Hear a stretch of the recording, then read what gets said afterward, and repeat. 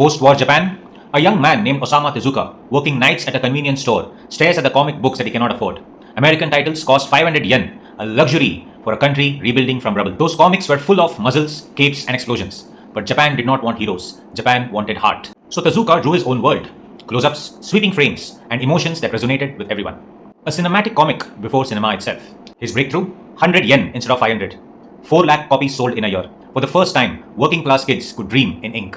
In 1950, he left medicine behind and created Astro Boy, a robot with feelings. A machine that could smile, cry, and make the world care.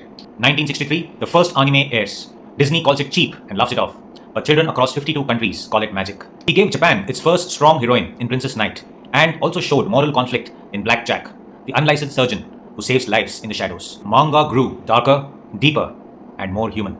And today, manga is just not for kids. It wrestles with death, justice, and morality. Death Note questions you, can killing for good ever be right? Attack on Titan influences your perspective on freedom, power, war, survival.